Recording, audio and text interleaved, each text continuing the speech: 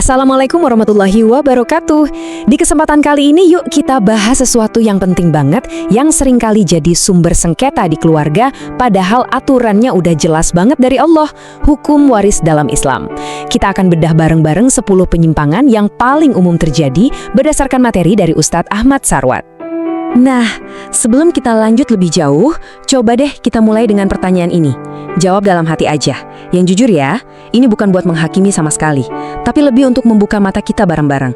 Karena seringkali tanpa kita sadari, banyak praktek yang kita anggap wajar atau adil, ternyata malah keliru dari aturan yang seharusnya. Dan kenapa ini penting banget? Urgensinya itu bukan main-main. Coba lihat hadis ini.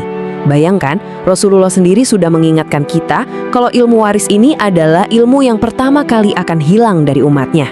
Ini jadi sinyal kuat buat kita, bahwa kita udah nggak bisa lagi anggap remeh soal ini. Oke, biar pembahasan kita runut dan gampang dicerna, ini dia agenda kita.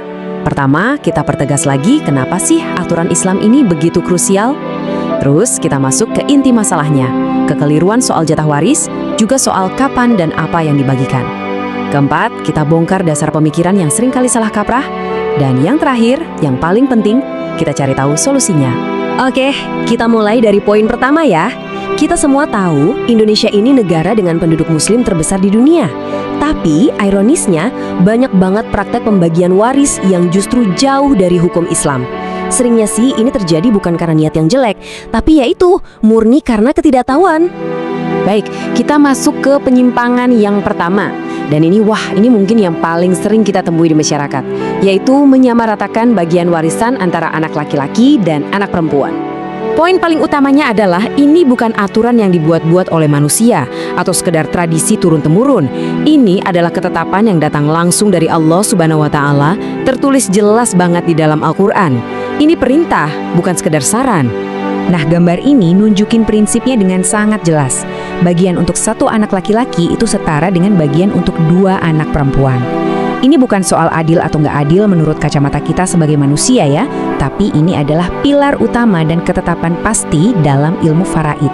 Ternyata kesahihan itu bukan cuma soal berapa jatahnya, tapi juga soal kapan dibagikannya dan apa yang dianggap sebagai warisan. Yuk kita lihat kekeliruan umum lainnya yang sering banget terjadi.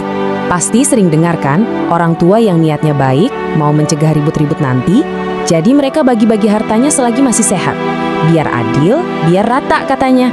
Tapi yang perlu kita pahami betul, secara syariat, tindakan ini sama sekali bukan pembagian warisan. Nah, disinilah kuncinya teman-teman. Kita harus bisa bedain mana yang namanya waris, mana wasiat, dan mana hibah. Warisan itu baru ada dan baru bisa dibagi setelah pemilik hartanya meninggal dunia. Kalau wasiat dan hibah, itu dilakukannya pas pemiliknya masih hidup. Ketiganya ini punya aturan main yang sangat-sangat berbeda.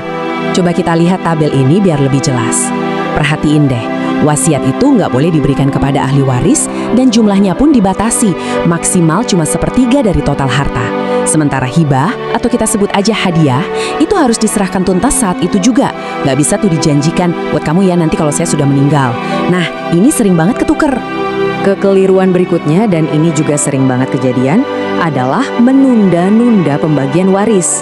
Padahal prinsipnya sederhana banget, begitu seseorang wafat, hartanya itu bukan lagi milik dia. Harta itu sudah jadi hak milik ahli warisnya. Sebuah amanah yang harus segera disampaikan. Menunda-nunda itu sama aja dengan menahan hak orang lain. Oke, sekarang yuk kita coba bongkar nih fondasi berpikir yang seringkali keliru yang dijadikan alasan untuk nggak mengikuti aturan syariat. Kita pasti sering dengar kalimat, yang penting kan semua keluarga ikhlas dan setuju. Walaupun kedengarannya bijak dan damai ya, tapi membagi warisan berdasarkan kesepakatan keluarga, adat istiadat, atau mungkin karena jasa si anak yang paling merawat orang tua, itu justru secara langsung menabrak aturan pasti yang sudah Allah tetapkan. Dan ini bukan masalah sepele loh. Al-Quran memberikan peringatan yang sangat-sangat keras bagi siapapun yang dengan sengaja melanggar batas-batas hukum waris ini. Ini menunjukkan betapa sakral dan pentingnya aturan yang sudah Allah gariskan. Terus pertanyaannya, kok bisa sih penyimpangan-penyimpangan ini jadi umum banget terjadi di masyarakat kita? Dan yang lebih penting lagi, gimana solusinya? Yuk kita lihat akar masalah dan jalan keluarnya. Ternyata nih, kalau ditelusuri, ada beberapa akar masalahnya. Mulai dari pengaruh sistem hukum warisan peninggalan Belanda, adanya beberapa kompromi dalam kompilasi hukum Islam kita, sampai fakta bahwa ilmu faraid ini jarang banget diajarkan secara mendalam di sekolah-sekolah umum.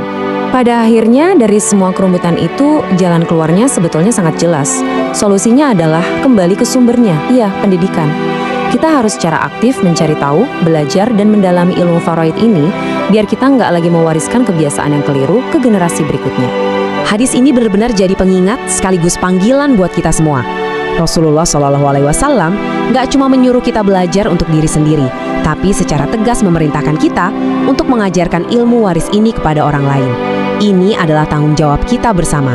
Jadi, saya mau tutup bahasan kita kali ini dengan satu pertanyaan untuk kita renungkan bersama. Setelah tahu ini semua, langkah nyata apa yang akan Anda ambil? Semoga obrolan singkat ini bisa jadi pemicu buat kita semua untuk mulai berbenah. Terima kasih banyak sudah menyimak. Wassalamualaikum warahmatullahi wabarakatuh.